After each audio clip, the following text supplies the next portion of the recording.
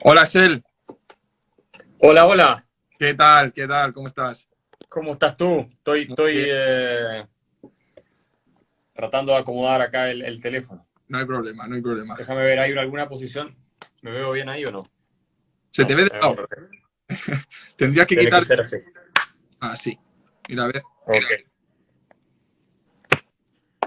vale. Es que lo hago así entonces. Perfecto. No hay problema. ¿Qué tal? ¿Qué tal tu llegada a España? Muy bien, muy bien. Con un duro cambio de hora, pero la verdad es que fuera de eso siempre es un agrado llegar a este país. La verdad me gusta muchísimo. Y la paso siempre bien acá.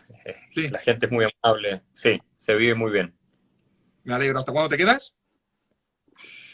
Voy a estar hasta fines de mes, tal vez principios de julio, Ah, muy bien. así que Prepárate para. tengo para rato muchas entrevistas, muchas reuniones, siempre Ujú. mucha actividad por acá. Bueno, vamos a decir por qué estás aquí. Entre otras cosas, Axel presenta su libro, El economista callejero. Lo presenta Sí, mañana en la Universidad Francisco Marroquín. Mirad, ahí está su libro. Yo lo tengo en formato digital. Y, y nada, para quien no conozca a Axel, ¿vale? Que bueno, me imagino que quien me siga a mí conoce a Axel. Por cierto, antes de nada, para los españoles, ¿es Axel o Axel?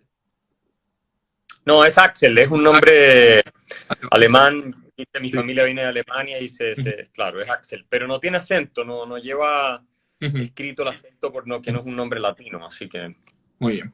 Pues Axel. Bueno, Axel es uno de los pensadores libertarios más influyentes de habla hispana, chileno. Y como digo, viene aquí a presentar a España, a presentar su libro, El economista callejero, 15 lecciones de economía para sobrevivir a políticos demagogos y populistas, que podéis haber cerrado también. Lo presenta sí, mañana, ¿verdad? A las 7:30, la entrada es gratis, yo voy a ir a verte buenísimo. en Arturo Soria, ¿verdad? Sí, aprovecho de invitar a todos los que estén por Madrid mañana 7:30 de la tarde en el campus acá en Madrid de la Universidad Francisco Marroquín. Van a comentarlo Carlos Rodríguez Brown y Diego Sánchez de la Cruz, que son conocidos de ustedes acá en este país, siempre muy activos en el mundo intelectual y en la opinión pública. Y así que ojalá que puedan ir y tengamos una conversación, va a ser entretenido. Seguro, seguro lo vas a llenar y además ahí hacen unos eventos súper, súper buenos. Bueno, Axel, ya que no tenemos tampoco muchísimo tiempo, estarás cansado además con el jet lag que llevas. Axel, eres probablemente uno de los intelectuales libertarios que da una batalla cultural, en mi opinión, de manera más directa, por así decirlo. Eh, Vamos a empezar directamente y te voy a empezar a preguntando, este, esta batalla cultural que tú das, este enfrentamiento directo de una manera clara, incluso muchas veces rotunda.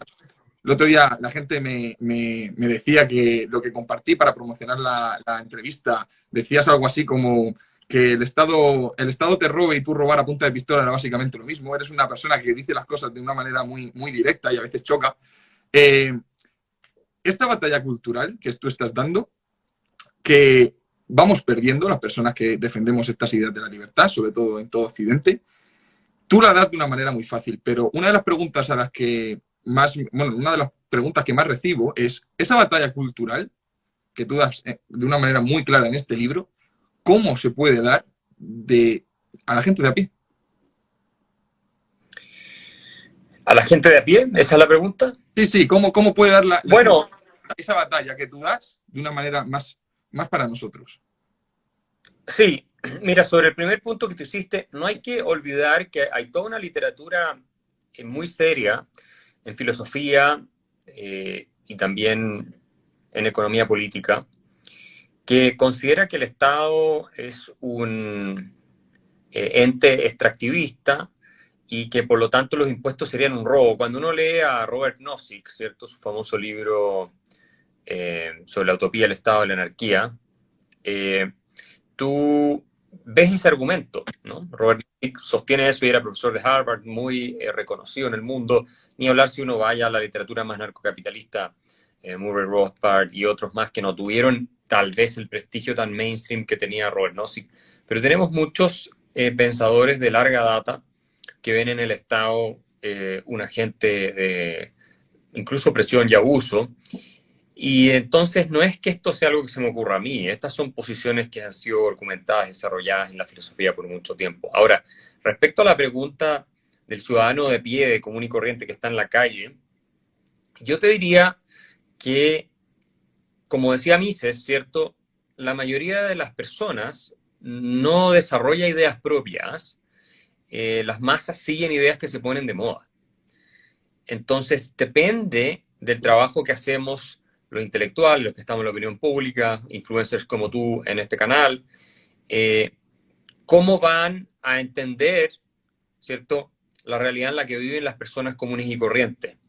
Y ese es el trabajo que tenemos que hacer nosotros, que las explicaciones sean simples, que lleguen a la masa, que las personas que no tienen tiempo tampoco para estar leyendo largos libros o para estarse formando, ni mucho menos, tengan un conjunto de ideas que a ellos les permitan orientar sus acciones de manera positiva, no solamente en lo personal, sino que también desde el punto de vista político, porque no hay nada más fácil que dejarse engañar por promesas y cantos de sirena de políticos que posan de ser generosos, pero nunca con la plata de ellos, sino siempre es con el dinero de los contribuyentes. Entonces, ese es, yo te diría, la respuesta, y las personas que tienen interés en formarse más, hoy día hay tantas herramientas disponibles en YouTube, libros como este que yo escribí especialmente para que fueran leídos por personas con algún interés, pero no necesariamente que se van a leer un tratado largo de 800 páginas como La acción humana de von Mises o algún libro de ese tipo.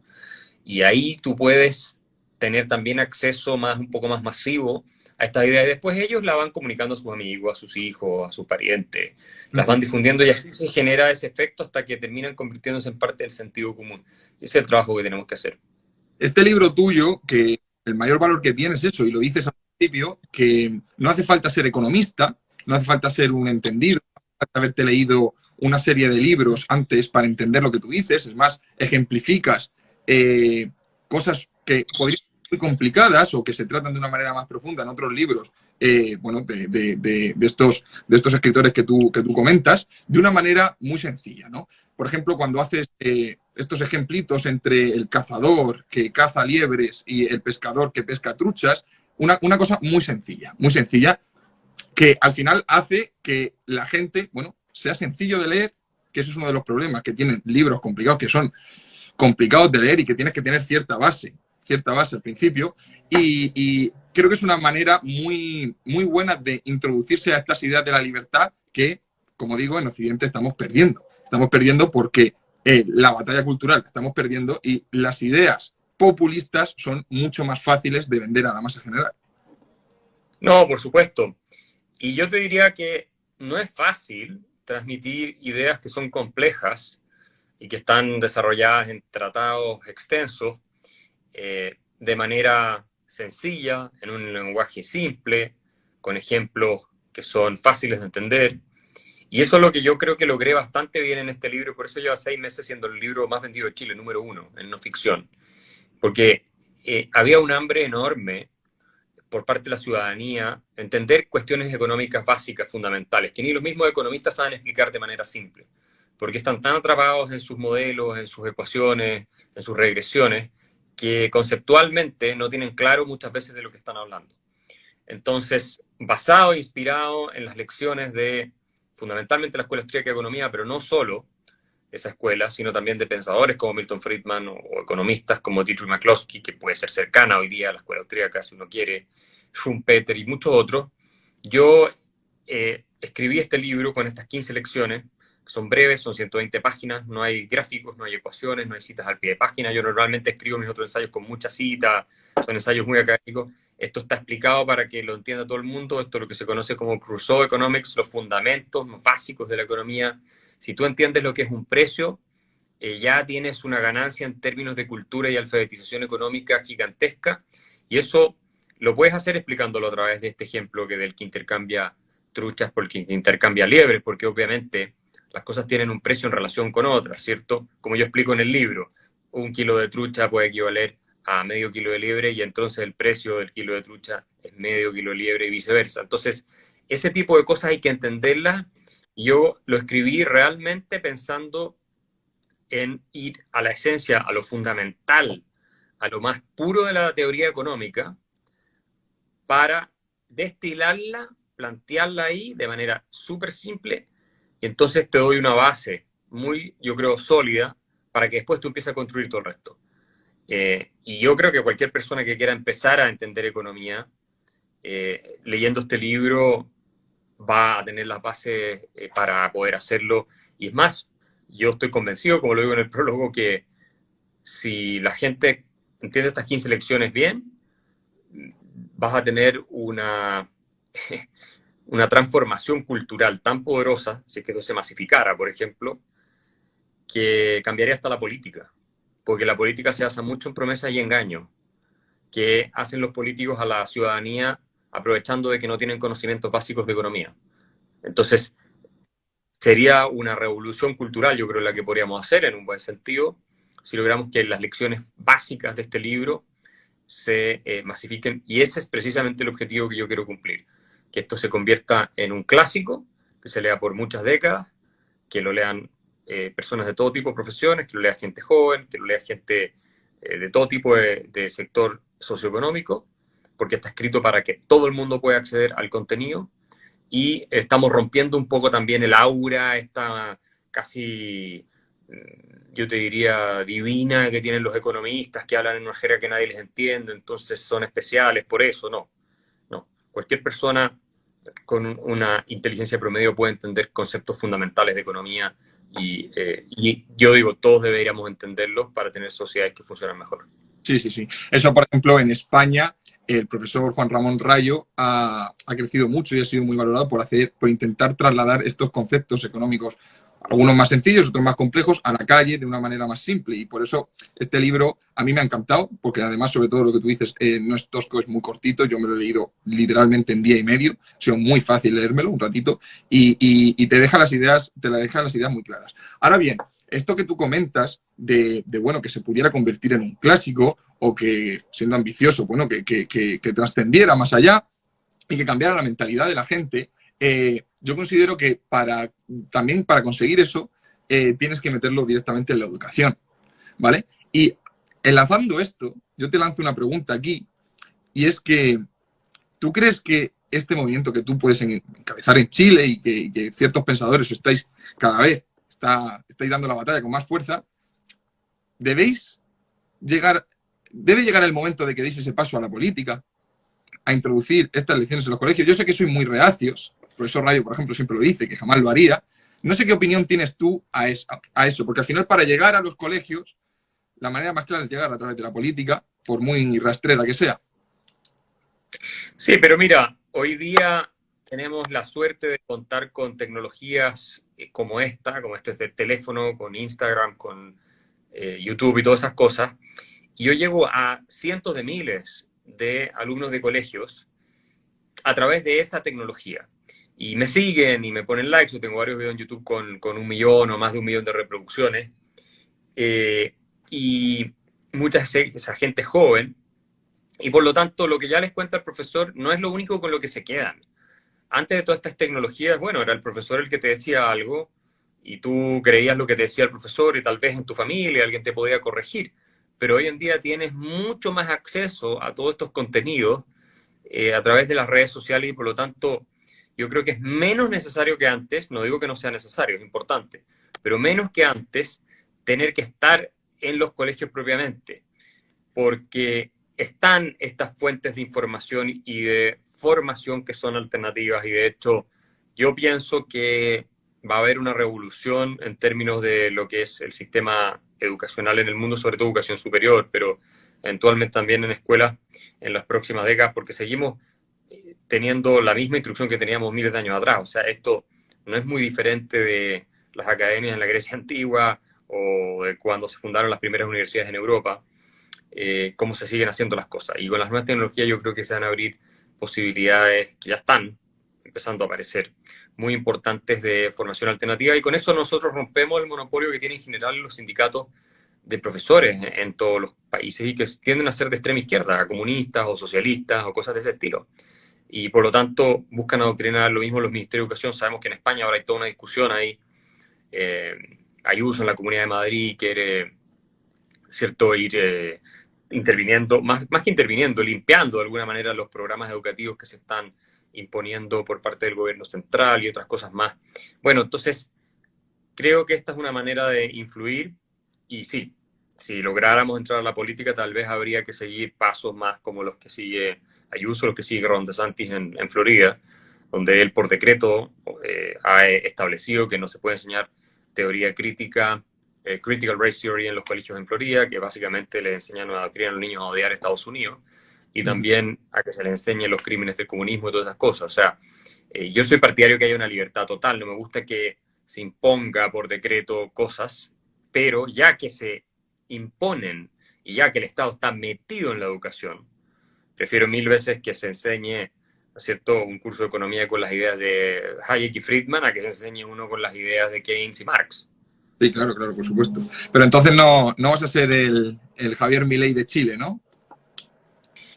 No, yo no tengo ninguna expectativa de entrar en política en Chile porque creo que no es desde donde puedo hacer el mayor aporte, mucho más puedo hacer desde el mundo de las ideas, y porque además nuestro país está entrando en una fase de descomposición tan acelerada que yo creo que en no mucho tiempo más vamos a tener un episodio de colapso del sistema institucional allá, y democrático tal vez incluso, o de deterioro tan profundo que sea difícil de equilibrar y de mantener. Y en consecuencia cualquier cosa puede pasar. Ahí hay una dinámica ahí que ya nadie va a poder frenar, que se salió de los cauces establecidos en las instituciones tradicionales, y si se aprueba la nueva constitución en septiembre va a terminar por darle el tiro de gracia, yo creo, a lo que es la unidad del sistema político chileno. Entonces yo estoy mirándolo desde afuera, nunca ha sido mi vocación la de político, no me interesa el poder político, no descarto que, no sé, en 15 años más tal vez se den las cosas y uno se interese y quiera hacerlo, pero no es lo que a mí no es lo que me motiva. Ya. Bueno, no, es una cosa que aquí se plantea porque al final, al menos en España, en Chile no lo desconozco, pero en España cada vez vamos a peor, al igual que tú dices en Chile, cada vez vamos a peor, cada vez el nivel educativo es peor y claro, te da cierto miedo, sobre todo para la gente joven, porque aquí en España está pasando una cosa que está pasando también en Chile, que es que la gente está empezando a escapar y está empezando a irse, pero cada vez quedan menos alternativas y ahí en Sudamérica pues imagínate, ¿no? O sea, la situación ahí en Chile tiene que ser terrible. Tú eres muy criticado allí, y esto ya es una cosa más personal, por todas estas ideas que estás haciendo, que son contrarias a todo el movimiento que hay allí en Chile ahora mismo. Sí, yo tengo mucha gente que me sigue y me apoya en distintas generaciones y clases sociales, sobre todo clase media, clase de ingresos menos altos, y que compran los libros, porque por algo el libro más vendido en Chile hace 6 meses, no es que lo esté comprando solo, ¿no es cierto?, gente rica. Y también soy muy criticado, yo te diría, por la élite en Chile, sobre todo la élite que se mueve en el mundo más intelectual, porque Chile es una sociedad con un consenso político y yo te diría ideológico jesuítico, que es de centro-izquierda. Entonces, incluso los que son centro-derecha son de centro-izquierda, desde el punto de vista de que favorecen un Estado grande, interventor, redistribuidor, son socialdemócratas, digámoslo así. Con pocas excepciones, son socialdemócratas moderados, razonables, que obviamente podrían hacer bien las cosas, pero eso es lo que son. Entonces, cuando viene una persona como yo y habla cuestiones que estos nunca han leído en su vida, que nunca han oído en su existencia, de que hay que reducir el tamaño del Estado, de que hay que bajar los impuestos, de que hay que confiar en que la gente puede salir adelante por sus propios medios y que no depende de ellos que salgan adelante, de que los impuestos tienen que ser bajos porque son un mal, en el mejor de los casos, necesario, un mal necesario, pero son inmorales siempre, porque son un mal. Ahora, se puede justificar que se requieren para ciertas cosas, por supuesto, pero son un mal necesario. Que el Estado es el principal enemigo de la libertad. Bueno, tú con eso vas, y la verdad es que es como que tú fueras a una comunidad islámica, ¿cierto?, a predicar y a defender la igualdad absoluta entre el hombre y la mujer, que, no sé, el control anticonceptivo, el aborto, la ley que liberaliza el aborto entre los primeros meses o incluso más. Es algo que está muy fuera del marco conceptual y mental de las élites intelectuales en Chile, el liberalismo clásico no lo conocen. Nunca han leído a Hayek, nunca han leído a Friedman, salvo un par de excepciones. Nunca han leído a Bastiat, nunca han leído a Adam Smith, también salvo un par de excepciones. Lo conocen tal vez superficialmente un par de cosas, pero en todo caso lo ven de mala manera porque supuestamente es un profeta del egoísmo, lo cual es absurdo, pero lo entienden así. Entonces, yo creo que el éxito que he tenido se debe a que he hecho una defensa bien articulada, convincente, muy bien explicada del ideario liberal clásico de origen anglosajón, que a mí es el que más me atrae, ¿cierto? El liberalismo anglosajón, escocés, de origen escocés, sobre todo, o la ilustración escocesa, si tú quieres. Y también he hecho un proceso de crítica muy efectivo y eficiente de las ideas estatistas, colectivistas y socialistas. Y además he predicho en libros, en artículos, muchos años antes, todo lo que está pasando ahora es a dónde va el país. Y eso me lo reconoce mucha gente. Entonces, sí, la verdad es que cosecho por eso mismo muchas críticas, porque el paradigma lo estoy cambiando. Y cuando tú cambias un paradigma, toda la gente que está en el status quo y que está de acuerdo con el paradigma que ya impera, en el que se sienten cómodos, obviamente te va a criticar. Desde luego, desde luego.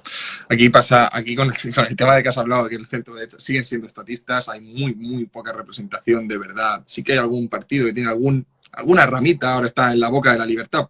Parece que se está poniendo de moda, pero lo que esconde detrás es conservador como poco, ¿no? Pero bueno, y volviendo a tu libro, y aquí para que te escuchen, que esto me ha parecido muy curioso, porque la verdad es que me ha gustado mucho, porque desmontas mitos socialistas, tales como el odio al empresario, la importancia, o sea, le das mucha importancia a la competencia y explicas por qué la competencia es sana y por qué beneficia a todo el mundo.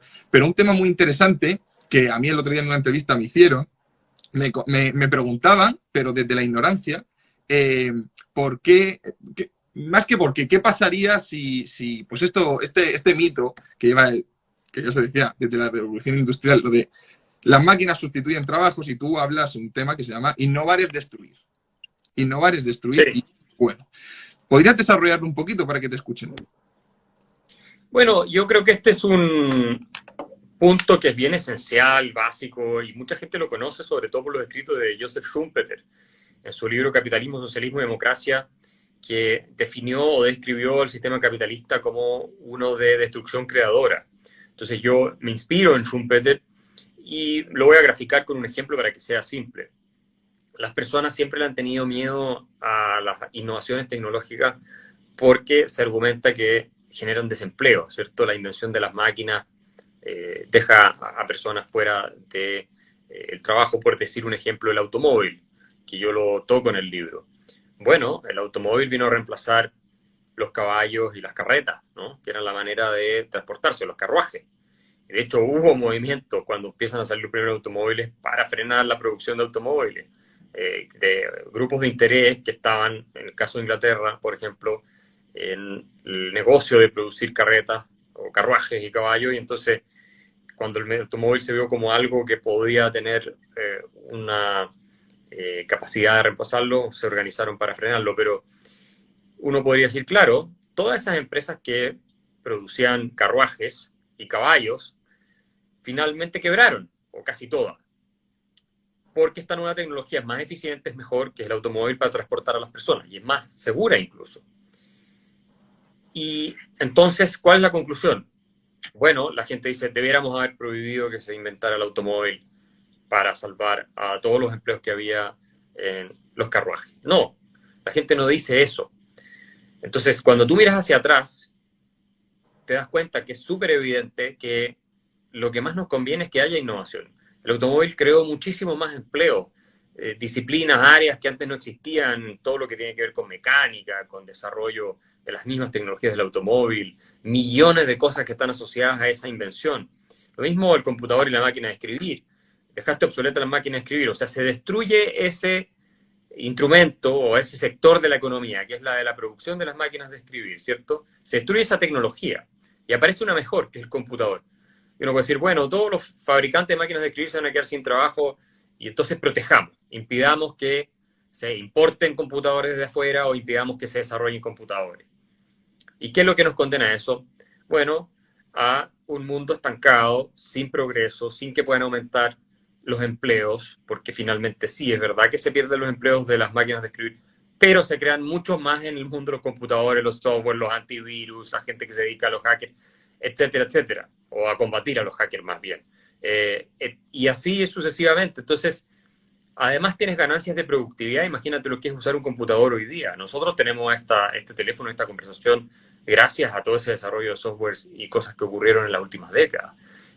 Todos somos más productivos gracias a la invención de los computadores y podemos trabajar mucho home office debido a eso. No todos pueden trabajar home office, pero a todos les ha mejorado la calidad de vida de los computadores porque los procesos se han automatizado, incluso cuando vas al supermercado.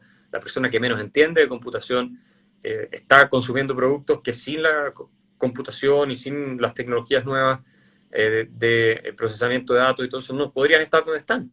Entonces, eso es entender la innovación como un proceso de destrucción creadora. Se destruye una cosa para crear algo mejor, algo que va a incrementar nuestra calidad de vida. Último ejemplo, y siempre lo digo, si inventamos una pastilla que cura todas las enfermedades, una pastilla por $1, ¿cierto? Bueno, tú me puedes decir, pero vas a dejar a todos los hospitales, a todas las enfermeras, a todos los doctores, a los radiólogos y a todos los que están ahí sin empleo. Claro, voy a dejarlos sin empleo porque ya no son eficientes, ya no están resolviendo un problema que una pastilla de $1 resuelve mucho más. Entonces imagínate, creamos esa industria de la pastilla del dólar, que va a generar también mucho empleo porque todos vamos a tener que tomarla muchas veces para sanarnos de todo tipo de enfermedades.